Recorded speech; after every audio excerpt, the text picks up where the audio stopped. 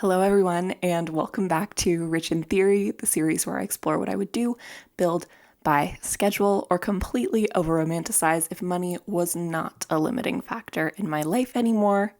And today, because I'm literally sitting here today in front of you in my gym clothes, we are going to talk about my dream health and wellness routine. Not in a wake up at 5 a.m., drink room temperature lemon water, splash my face in the cold ice bath water. You guys have all seen the TikToks, the wake up at 4 a.m. with me morning routine. I'm morally superior to you. Not in that way. More in a, if I had unlimited money, unlimited access to experts, beautiful weather all the time, good shoes, a private chef, a calm nervous system, and several pairs of flare leggings that are way outside of my budget right now, how would I actually take care of my body and mind? Because I think wellness currently gets marketed in two really annoying and obnoxious directions. On one side, it's very aesthetic, it's matching sets and green juice, the expensive Pilates studio, the smoothie that's like $25. What is in there that's making it cost $25? I get that fruit's expensive, but oh my God.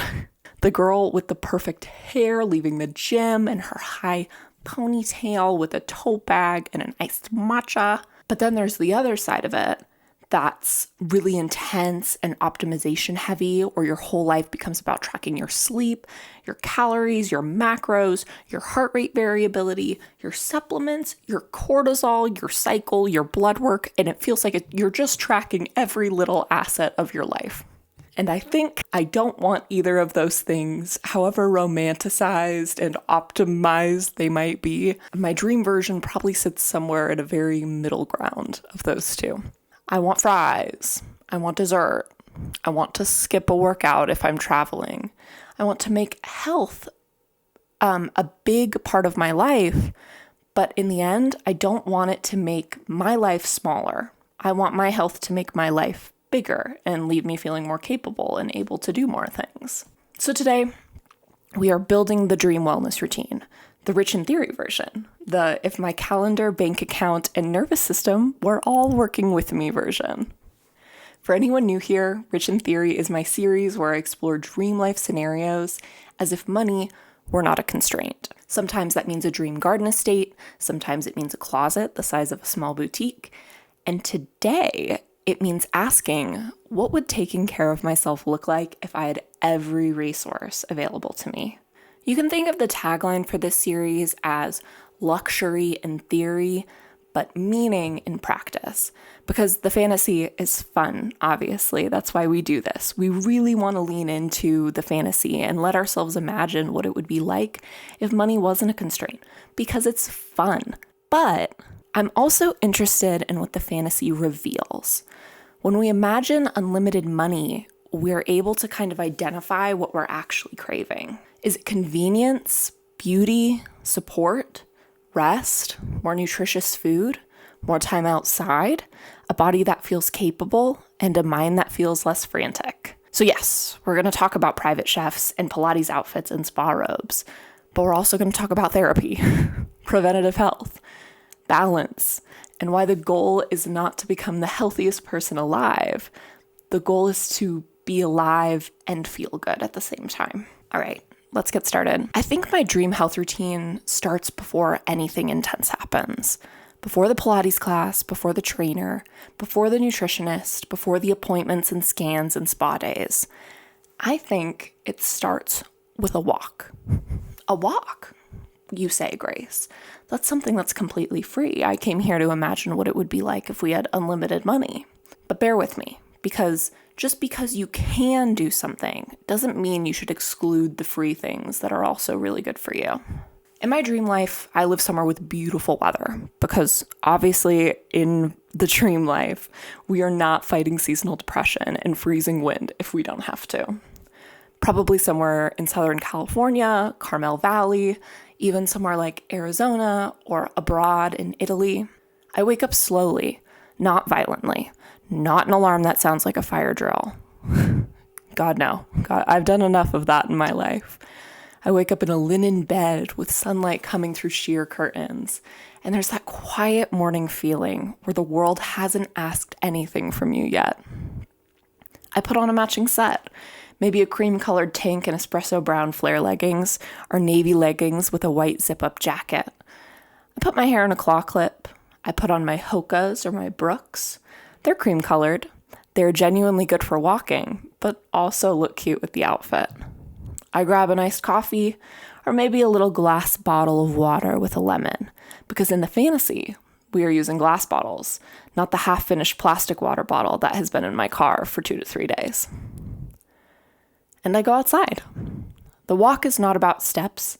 It's not about burning calories. It's not about closing my Apple Watch ring. It's just a 15-minute, maybe to 30-minute walk, probably aiming for 6 days a week, but we're flexible, and preferably outside. I'm walking past houses with flowers spilling over fences. Maybe they're citrus trees, maybe the sidewalk is still cool from the night before, because it's early. Dream version of me has lots of things to do, so we have to get this done and out of the way. But I still look forward to it every day. Maybe I pass someone walking their golden retriever, and we do the polite little smile that you do and the little wave. Or maybe I stop and pet the dog. More likely, that's probably what's going to happen. And the whole point is to just tell my body, we are alive. We are outside, and the day is starting gently. No crazy rush to shower and get ready. The day starts like this. And I think sometimes we underestimate just how powerful that is. Not every wellness habit has to be super dramatic. Some of them are just small, repeated invitations back into your own life. And I think walking's a great example of that. Next, in my dream life, I would have a monthly meeting with a nutritionist. Not because I want someone to yell at me about eating more kale. Not because I want to be put on some hyper-strict meal plan where joy goes to die. No, I would never want that. I imagine it more like a monthly life check-in, but for my body. The office that I go to is beautiful, obviously. It's not fluorescent and cold, it's warm and calming. There are linen curtains, light wood floors, and a little ceramic dish of mints on the desk, and one of those glass water dispensers with cucumber and mint floating inside it. I always grab a glass because my nutritionist is always telling me I need to be drinking more water. I'm wearing soft trousers, a fitted tank, maybe a cardigan draped over my shoulders in a way that makes me look like I have generational wealth, even though, once again, this is all theoretical. I sit across my nutritionist, and instead of the appointment feeling like a lecture, it feels collaborative. She asks me how the month has been, not just what did you eat, but how have your energy levels been? How has your hunger been in the morning? Are you feeling satisfied after meals? Are you craving anything more than usual? Fats, carbs, protein? How did your workouts feel this week? Did you notice anything around your cycle? Have you been more tired during your luteal phase? Are you feeling good during Pilates? Are you recovering well after lifting? How sore do you feel? And because this is my dream life, she has context. She remembers things. She remembers that last month I said I was getting really hungry at night. She remembers that I was trying to get more protein at breakfast. She remembers that I don't want to give up fun food, and she doesn't try to make me. We talk about nutrients I might be missing. Iron, always missing iron. Vitamin D, magnesium, fiber, protein, omega-3s, whatever is actually relevant to me and my body. And I think the most luxurious part is not even the information, it's the interpretation. Because right now, a lot of us are just guessing. We're like, I feel weird, I must be doing something wrong. And then you turn to TikTok or social media and you're just flooded with all of these things. You're missing fiber, you're missing protein, you're missing this vitamin, go take this supplement, and it's just never ending. But in this dream life scenario, you're able to talk with medical professionals and get help and have someone dedicated to you and educated who knows your body and your needs. And in my dream life, I would have someone whose whole job is to help me understand my own body without making me feel like my body is a problem that needs to be solved. We would look at patterns, we would adjust gently, and we would make a plan that supports my actual life. Not a perfect life, my life. Now, on to the private chef. I want a private chef so bad, guys. You don't even know. If you're listening to the pod right now, whether you're on YouTube, Spotify, Substack, please, if you're feeling generous, drop a like, subscribe, so you can help me achieve my dream of getting a private chef. Please. No pressure though. This is the part of the fantasy that starts to become very rich in theory. These two things that I said previously, I could probably find a way to make it work in my regular life. A lot of nutritionists are covered under insurance, and obviously going on a morning walk is free, but the private chef is still financially unfeasible for me at this moment in time. But in my dream wellness routine, I would have a private chef cook for me several nights a week. Not every meal. I still want to make breakfast sometimes. I still would want to go out to dinner with friends. I still want to make boxed mac and cheese at 10 p.m. occasionally because I am a human being with free will who loves Annie's mac and cheese. But I would love to have balanced, beautiful meals made for me most nights. And I don't mean every meal has to be aggressively healthy. I think when people hear private chef and wellness, they imagine plain chicken breast, stewed broccoli, and a single sweet potato. That is not the vibe. I'm imagining colorful, balanced, deeply satisfying food. The chef comes in during the afternoon while I'm finishing work or getting ready to go to Pilates. There's music playing softly in the kitchen from a record player. I'm picturing like house jazz. I love house jazz. The windows are open. There are herbs on the counter. Basil, dill, mint, parsley, a bowl of lemons, a loaf of crusty bread wrapped in paper.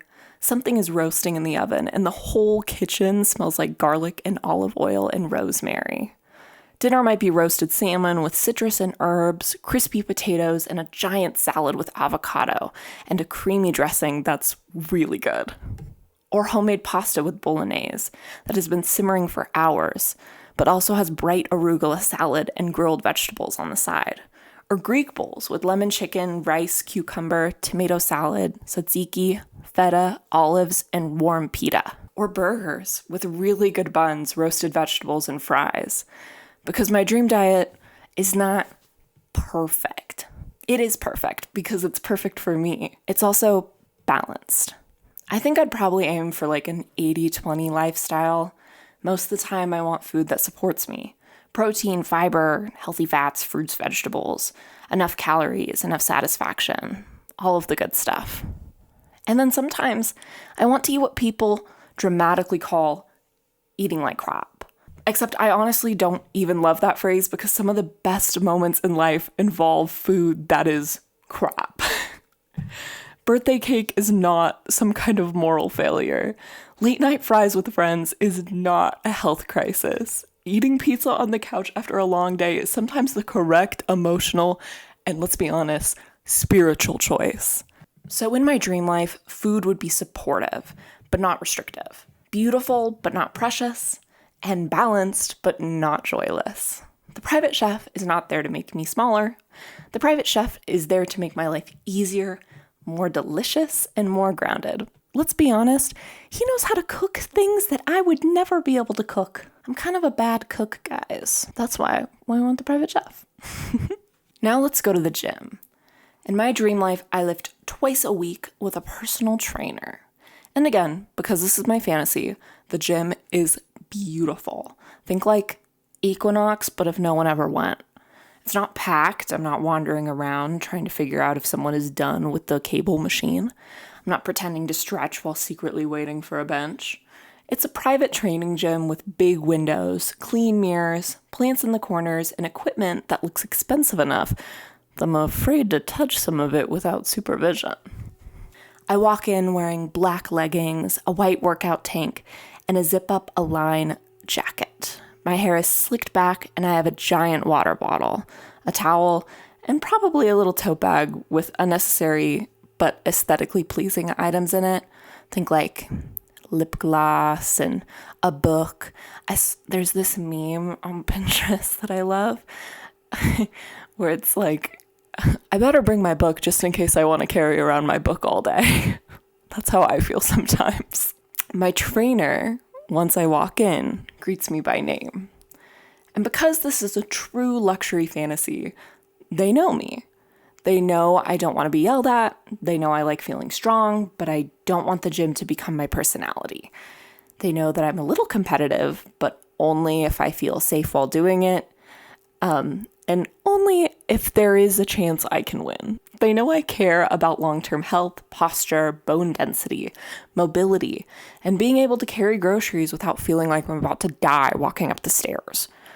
We start with a check-in. How did Pilates feel this week? How's your ankle? How's your sleep?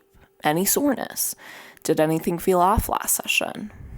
And this is where the fantasy of it is so good, because the trainer adjusts the workout based on my actual life. And I don't even have to think about it. They just tell me what I need to do. If I slept badly, maybe we don't max out. If I'm energized, maybe we push harder. If I rolled my ankle playing softball last week, we modify. We start with mobility, slow, controlled movements, ankles, hips, shoulders, nothing glamorous, but the kind of thing future me would be very grateful for. Then we move into strength. One day is lower body and core, hip thrusts, Romanian deadlifts, split squats, step-ups, hamstring curls, glute medius work, calves, core at the end, unfortunately. And the whole time my trainer is watching my form in this calm, competent way, and they correct tiny things. Shift your weight back a little, ribs down. That looked strong. And because I have unlimited resources in this fantasy, I'm not rushing. The session can be an hour, a half, 2 hours. There's time to warm up properly. There's time to rest between sets. And there's time to learn and take some extra time if we need to. The other lift day is upper body and full body strength. Rows, lat pull downs, shoulder presses, assisted pull-ups, chest press, farmer carries, cable work. And I want to be clear. I don't want to be strong in a purely aesthetic way, though that is part of it. I want to feel capable. I want to be able to hike, swim, travel, carry luggage, dance, move, host parties, lift a suitcase into an overhead bin without awkwardly bending my back in order to get it all the way up. I want my body to feel like it can help me live my life every single day, doing whatever I want to do. And that's the real dream. In addition to lifting, I also would probably continue my Pilates practice into my dream routine. Pilates is something that I do in my current life, and it is something that, though it was expensive and a splurge, I have yet to regret it. I feel so much stronger, and I feel so much happier in general. But in this dream scenario, I want to paint this scene because it is probably one of the most important parts of the episode. In my dream life, I go to Pilates 3 or 4 times a week, which is actually a little less than I go to it right now because I would be incorporating lifting and personal training into my dream life. And also, I imagine I'm much busier in my dream life. I can still picture myself working and doing a lot of things that require time and energy. But this studio is tucked into a cute little shopping center near a coffee shop and a florist and maybe a pottery studio. The outside has white stucco walls, olive trees and planters, and one of those minimal signs that makes you feel like everyone inside knows what they're doing. I walk in and it smells faintly like eucalyptus, clean towels, and maybe kind of an expensive candle that they definitely sell at the front desk for like $50. The room is bright, but not harsh. Warm wood floors, reformers lined up in neat rows, big windows, soft music, maybe a little shelf with Pilates socks, water bottles, and branded sweatshirts that I pretend I'm not interested in, but by the end of class, I will be buying another pair of socks. And the class is mixed, which is part of the reason I love this studio. There are young women in matching sets. There are women in their 40s, 50s, 60s, different body types, different levels. Some people are clearly very serious. Some people are just there because their back feels better when they come. The instructor sees me and walks in and says, "Hey, Grace, how's your arm feeling?" Because she remembers that I threw it out playing in a basketball game earlier that week. And I say, "It's actually feeling a lot better. Still a little tender, but definitely better." And she says, "Okay, we'll keep an eye on it. If anything feels weird today, just modify." That, to me, is a huge luxury. Not just the studio, not the cute outfit, which I am wearing, not just the reformer. It's being known. It's having someone remember that your arm was hurting. I find my reformer and set my water bottle down. I'm wearing flare leggings and a fitted tank, maybe a matching espresso brown set, and Pilates socks with little grips on the bottoms. I grab my weights, and this is important because I recently moved from 7-pound weights to 8-pound weights, which doesn't sound dramatic, but in Pilates, those extra pounds become very important. There's an older woman next to me, maybe in her 50s, and she's so strong that it honestly upsets me a little bit. Not in a flashy way, she's not trying to prove anything. She's just controlled, steady, elegant. She knows exactly what spring setting she wants. She adjusts her straps like she's done this 1,000 times. And she's somehow stronger than me without making any noise about it. She can hold her plank for like the whole time. And I look at her and I think, I hope I'm like this when I'm mature. Not necessarily thin, younger, not trying to freeze myself in time here. Aging is a beautiful thing. But I want to be strong, capable, and the kind of woman who knows her own body and what it's capable of. When we start lying down on the reformer, feet and strap maybe to start, or footwork on the bar. Slow presses, heels together, toes apart. First position. The instructor cues us to move with control. And at first, it feels easy in that suspicious Pilates way where you're like, "Oh, this is fine." And then suddenly your legs start shaking and you realize it was never fine.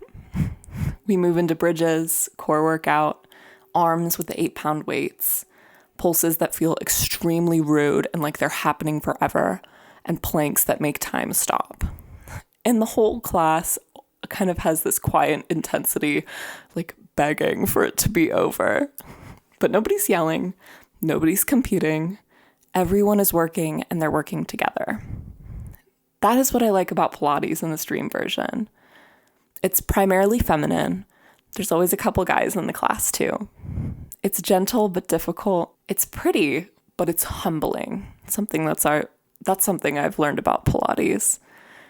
And when class ends, I don't rush out.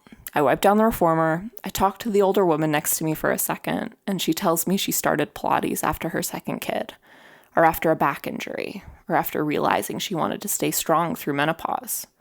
And I'm standing there sweaty and humbled, holding my water bottle thinking, this is the kind of aging I want. Not anti-aging, but pro-living. Now, in my dream wellness routine, movement is not just workouts. It's also play. And this is where I want to talk about social sports.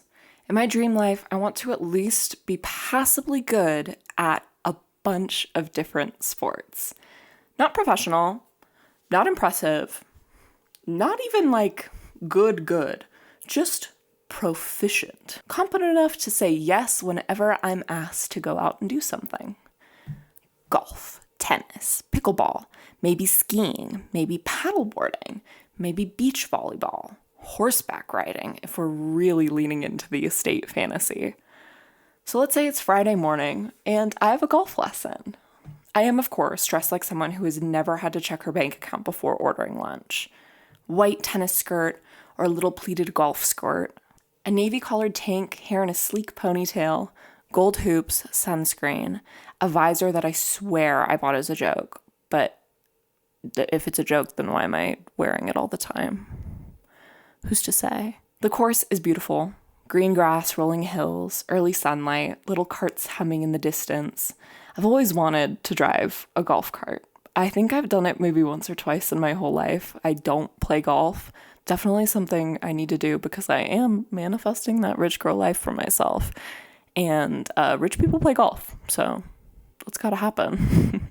There's that fresh cut grass smell mixed with sunscreen and coffee. Someone nearby is laughing way too loudly for 9 a.m., but I don't really mind. My instructor meets me at the range.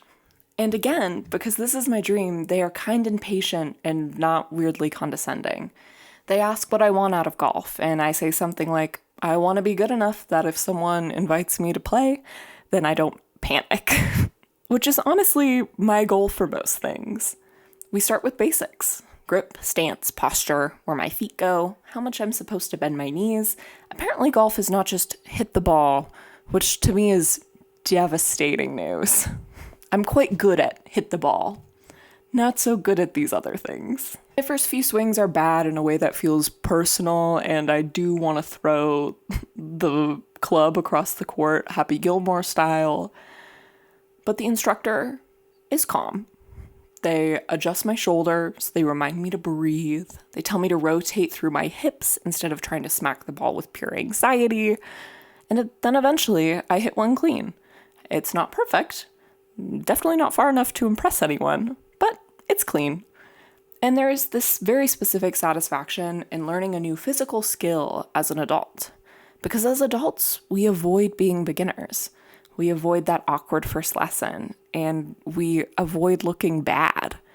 In short, we avoid being seen trying. But in my dream wellness routine, trying new things is part of the routine. Not because it burns calories, not because it optimizes my metabolism, but because it keeps me brave. And that is part of wellness. After the lesson, I imagine sitting outside at the club restaurant with an iced tea or a sparkling water, with a real lime, eating a real lunch, maybe a turkey club with a salad and crispy chicken, maybe fries, because golf is basically walking with accessories, and I want fries. And I think this counts for my movement today. This is learning, this is sunlight, this is social confidence, and it's health. They say something like the best thing you can do for your brain to help prevent dementia, memory loss, and also just to increase your overall happiness is to continually expose yourself to new things. And I'd want to make sure that was part of my health routine. So there's lots of days like this, and I try all kinds of sports, not just golf. I have private pickleball lessons. I go to club softball once a month, same with basketball. I can finally shoot, which is something I could not do as a child, probably still can't. Now let's talk about something a little bit more mundane, but still very important. Let's talk about the doctor's appointment. Because in my dream life, I am very on top of preventative health care. Annual physicals, blood work when appropriate, skin checks, dental cleanings, eye exams, mental health screenings, vaccines, all the grown-up things that are not glamorous, but are the backbone of wellness. But again, this is rich in theory, so the facility is stunning. I'm going to a really nice medical center, not a cold, stressful office with flickering light and a clipboard from 2008. This place has valet parking, or at least very easy parking, which honestly might be the greatest luxury in healthcare.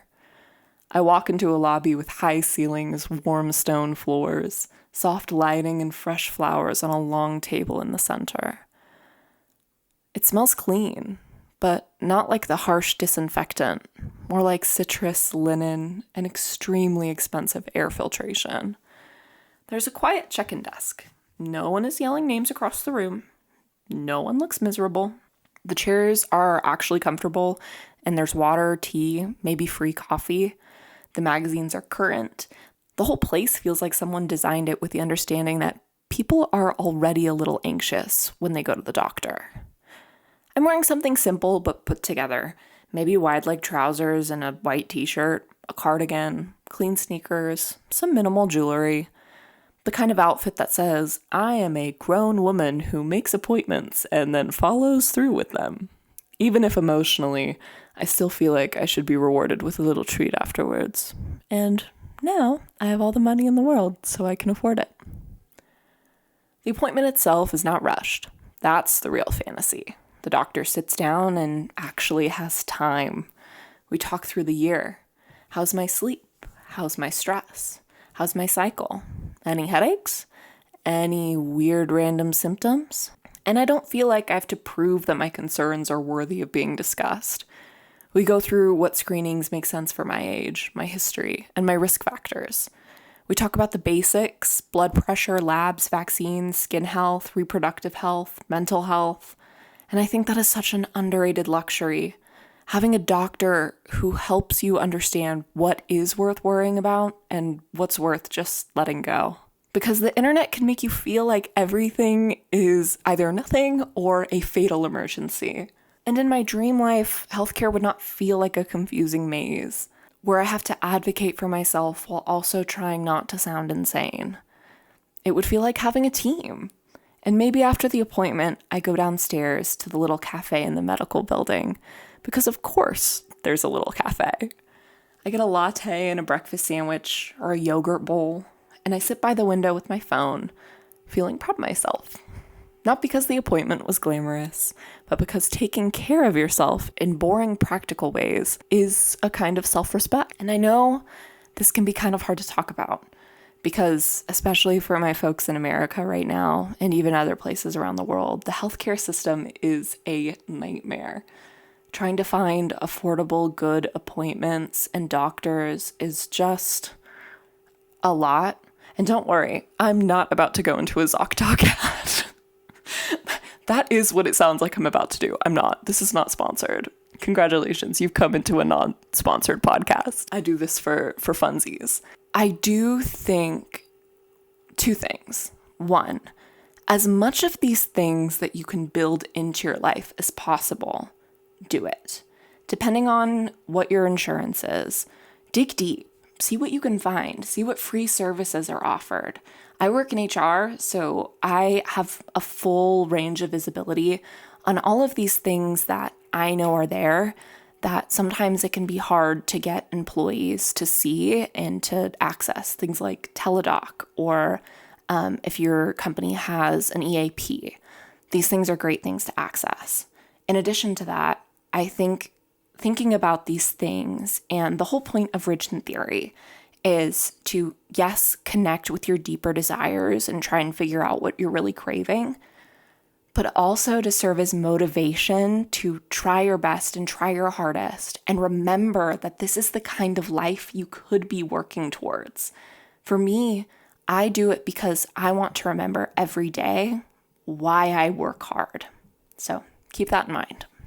That being said, let's fully lean into the luxury version, because I've heard people talk about health vacations, like going to another country or a luxury wellness clinic and getting a full set of screenings, appointments, diagnostics, spa treatments, and recovery time all in one trip. In theory, yes, absolutely, I would do this. In practice, I would probably be a little anxious waiting for test results, but this is Rich in Theory, so let's imagine the peaceful version. Maybe I go to Switzerland or South Korea, some beautiful medical wellness retreat tucked in the mountains. I arrive wearing a cream cashmere travel set, clean white sneakers, sunglasses, and one of those structured weekender bags that makes you look like you know how to pack light, even if you absolutely do not, and that weekender bag is crammed full of stuff. The building is half medical center, half five-star hotel. Glass walls, mountain views, pale wood, stone, soft beige furniture, fresh flowers, a lobby that smells like cedar, citrus, and expensive moisturizer. Someone hands me a warm towel and herbal tea when I check in. My room has floor-to-ceiling windows, a huge bed with white linens, a little sitting area, a robe hanging in the bathroom, and a balcony overlooking trees or water or mountains. There is a little menu of teas, each explaining what the health benefits of them are. There are slippers, and there's a glass of water by the bed. The next morning, I have my first round of appointments, but instead of feeling chaotic, everything is scheduled for me. I'm not calling insurance. I'm not trying to figure out if a referral went through. I'm not sitting in 3 different waiting rooms while clutching a folder of paperwork. Someone just hands me an itinerary. 8:30, blood work. 9 a.m., body composition scan. 10, physician consultation. 11:30, nutrition assessment. 12:30, lunch. 2 p.m., massage. 4 p.m., gentle movement and yoga class. And again, I want to be clear. I don't think the dream is scanning yourself for every possible problem out of fear.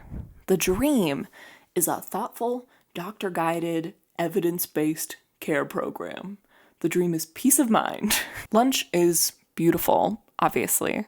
A tray arrives with grilled fish or chicken, warm grains, roasted vegetables, a little bit of soup, fresh fruit, mineral water, and maybe dark chocolate because they understand that wellness without dessert is a little suspicious. And in the afternoon, I have a massage. The room is dim, the sheets are warm, there's soft music playing, and it smells like lavender and eucalyptus. The therapist asks me about my shoulders, my hips, my lower back, and I say honestly everything, because I'm a hard worker, and I'm still me, and I carry a lot of tension. Afterward, I sit in a relaxation room in a robe with wet hair and tea, staring out at the mountains like I'm in a movie where a woman has gone away to recover from being too successful for too long. And maybe later, I have a consultation where the doctor goes over everything clearly. There's no rush, nothing's condescending or vague. They explain what looks good, what might be worth watching, what I should adjust, and what matters and what I really don't need to panic about. To me, that is the true luxury of the health vacation. Not the scans, not the robe, not the mountain view. It's that clarity, that feeling of, okay, I know where I stand, I know what to do next, and I know what I need to take care of. And it's done and it's out of the way. Instead of all of those appointments at all those different times, just having that full workup all at once while not making the process painful and making it feel like a luxury vacation where you're taking care of you. And then I stay one extra day just to reset, because in my dream life, I've learned that rest is not something you squeeze in after everything else.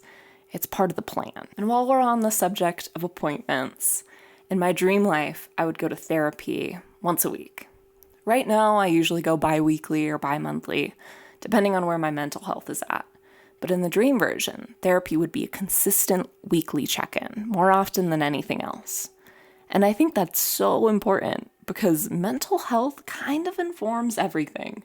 It affects how you eat, how you sleep, how you move, communicate, handle stress, how you perceive your own body, how you can recover, how you show up in your relationships, and how you make decisions. I genuinely think sometimes mental health is more important than physical health, or at least it is the foundation that allows you to make physical health a priority. Because if your nervous system is fried, it's hard to be consistent. If you're anxious all the time, it's hard to rest. And if you're stressed all the time, your body starts to feel like a place you are managing instead of a place that you live in. In my dream wellness routine, therapy is not something I only do when I'm spiraling. It's maintenance every week at the same time for an hour and a half. And because this is the luxury version, I would also have time after therapy to process. Not therapy squeezed between meetings where you have a breakthrough and then immediately have to answer an email with the subject line, "Quick question." No, none of that.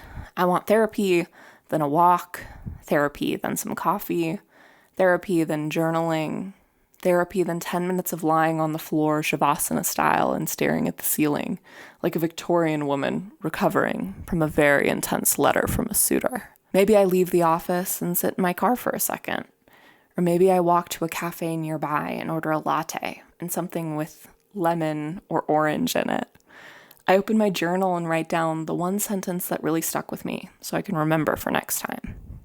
Nothing like a full essay, no productivity exercises here. Just what am I learning about myself? That's wellness. It's not constant improvement, it's just continued attention and making sure that you're paying attention to the person that you're becoming, because that's what life is. It's just endless becoming. And I think that's really beautiful. In addition to that, in my dream life, I would get a massage every other week. Currently, I maybe get a massage once a year or every other year. Recently, it's been like every other year. And part of that is just because it's expensive, obviously. But part of it is also because when I go, I just don't want to get a massage only and leave. I want the whole day.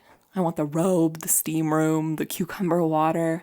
I want little sandals. I want to sit in a lounge chair with wet hair with no concept of time and just that high feeling in your head, even though you haven't smoked or drank anything. I want to read 40 pages of a book and then forget what day it is. So in my dream life, body care would not be treated like a once-in-a-blue-moon luxury. It would be built in. Every other week, I'd have a massage. Maybe once a week it's deep tissue because I've been lifting. Maybe another week it's lymphatic drainage. Maybe sometimes it's just a relaxing Swedish massage where the only goal is to leave my body for 75 minutes and come back slightly more peaceful. The spa itself is quiet and warm. Stone floors, dim hallways, robes stacked in little cubbies. The air smells like eucalyptus and clean laundry. There's a hot tub somewhere. There's a steam room. There's tea. There are lemon slices in the water, cucumber, strawberry. They have like 8 different water options. It's incredible. Everyone speaks softly, which I appreciate because my nervous system can be a little easy to startle in this state. I check in wearing sweatpants, sweatshirt, sunglasses on my head. I look like someone who's trying to hide from the paparazzi. And a tote bag that says, I brought a book that I might not use, a journal that I also might not use, lip balm, which I probably will use, and I'm here to be a more relaxed woman. And after the massage, I do not rush. That is the key. I do not immediately check my phone. I don't go straight into errands. I don't treat relaxation like a task I have just completed.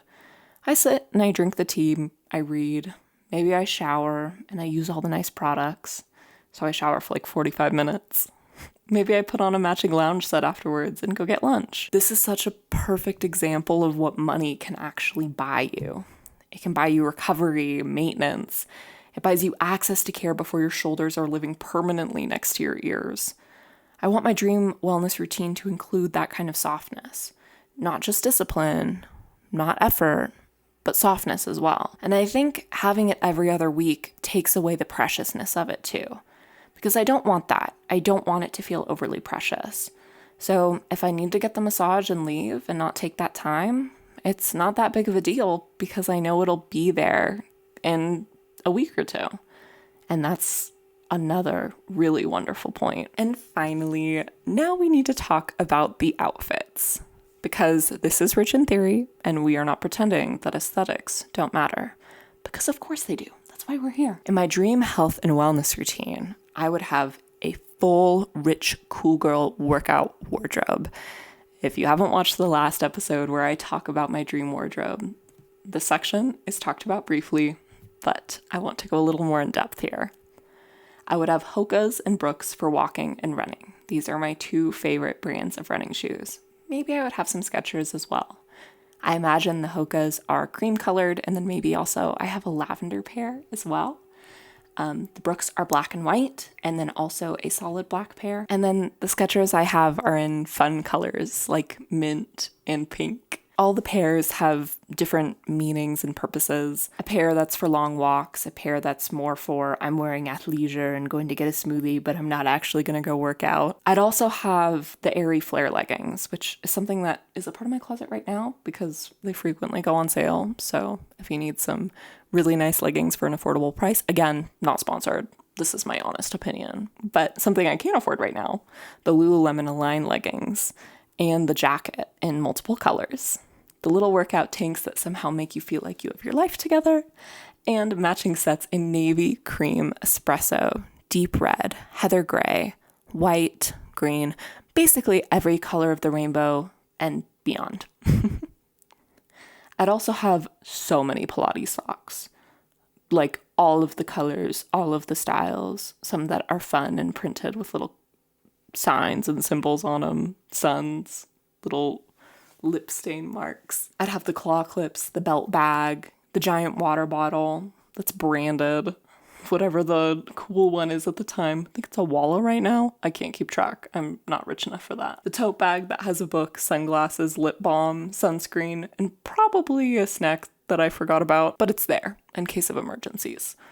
And again, Do I need these things? No. Would they make it more fun though? Yeah. And I think that that's okay.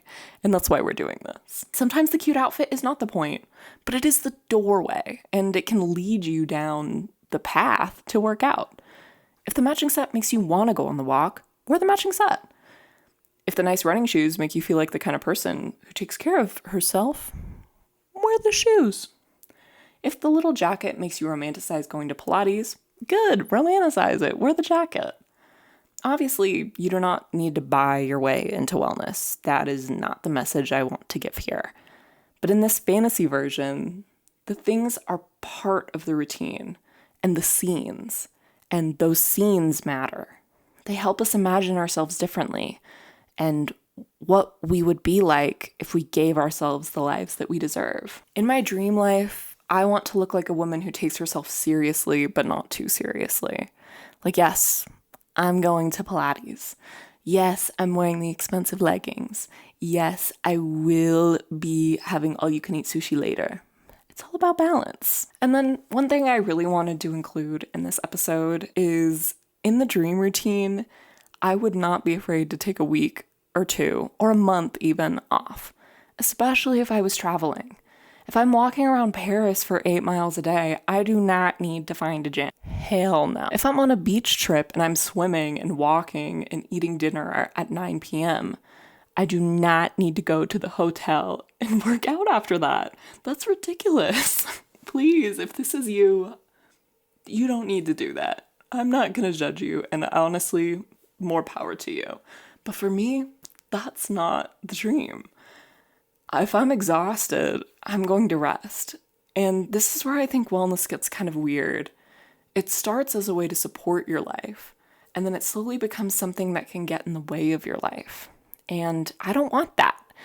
In my dream version, fitness is there so I can do more.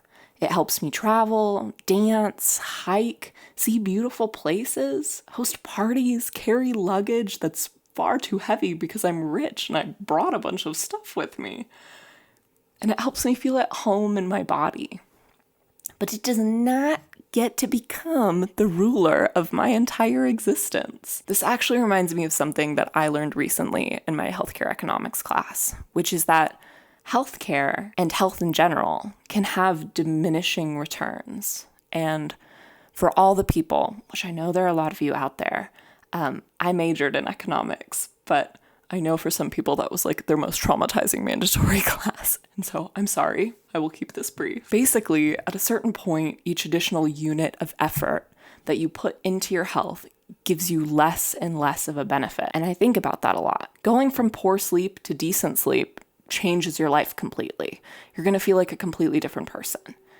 Going from never eating enough protein to eating enough protein, that changes your life. It makes you feel better. Your muscle mass increases greatly over the long term. But going from very healthy to obsessively optimized, that might not improve your life that much. It might actually even make your life smaller and less enjoyable because of how much you have to give up to get that little bit more efficiency and health. So I think the goal is to find that sweet spot, that point on the curve, because it is a curve with the graph, where your health supports the richest possible life without becoming the whole assignment. To wrap it up, I think the biggest realization I'm having as I talk through this is that my dream wellness routine is not actually about being perfect. It's about support. A nutritionist that supports my relationship with food, a private chef that supports my daily energy, a trainer that supports my strength in my body, a Pilates class that supports my posture and my awareness, massages that support recovery, therapy that supports my mind, preventative care that supports my peace of mind, and walks that support my nervous system. And of course, the cute outfits that support the fantasy, which does count. The dream is not waking up every day and forcing myself to become a better person through sheer willpower. The dream is having a life set up in a way where taking care of myself is easier. And that is such an important distinction, because I think a lot of us blame ourselves for struggling with wellness, when really our lives are not built to support it. We're busy, we're tired, food is expensive right now, Healthcare is confusing as ever. Massages are expensive, and therapy is expensive. Pilates is expensive. Good shoes are expensive. And time in general these days just feels expensive. So yes, in theory, we all know what we should do, or even what we'd like to do. But the dream is having enough resources that the healthy choice is not the hardest choice. And that to me is the luxury. So that is my dream health and wellness routine. A monthly nutritionist meeting, a private chef, balanced meals, a personal trainer, Pilates 3 to 4 times a week, daily-ish walks, swimming, golf lessons, sports that feel social and playful, bi-weekly massages, therapy, preventative healthcare, maybe the occasional very luxurious health vacation, cute workout clothes, and a deep commitment to not letting my wellness become a cage. Because I don't want to be healthy just to say that I'm healthy. I want to be healthy so that I can live. So I can travel and host and create and swim and walk around beautiful neighborhoods with giant mansions and go out to dinner and try new sports, even if it's bad, and feel strong enough to carry the life that I want to build. And that is the Rich in Theory version. And maybe the real life version starts a little smaller. Maybe it starts with that 15-minute walk, or maybe the doctor's appointment I've been putting off, or eating breakfast before my morning coffee, stretching out my shoulders. Right now, if your jaw is tense, make sure you relax it. Finally booking a massage that I keep saying that I need, or buying cute leggings because I know they'll make me want to go to my Pilates class. You do not need to optimize yourself to be a different person, because you already are someone who's worth taking care of. And before I go, I do want to leave you with a few questions. If money, time, and access were not obstacles, what would your dream wellness routine actually look like? Would you want a private chef, a personal trainer, weekly therapy, a massage therapist, standing Pilates appointment, a doctor who actually had time to answer all of your questions? What part of your health feels the most unsupported right now? And what is one tiny piece of your dream routine that you could bring into your real life this week? Not the perfect version, not the expensive version, just the smallest possible version. It could be a walk. It could be eating breakfast tomorrow. It could be stretching right now. Booking a therapy appointment. A pair of shoes. You probably need new ones. Or prioritizing sleep tonight, because that matters more than a lot of things I've talked about today. And you don't have to wait until you're rich, successful, thin, optimized, or fully healed to start treating your body like it belongs to someone that you love. Because it does belong to someone that you love. Thank you for listening today to Rich in Theory, and I will see you in the next fantasy. Bye.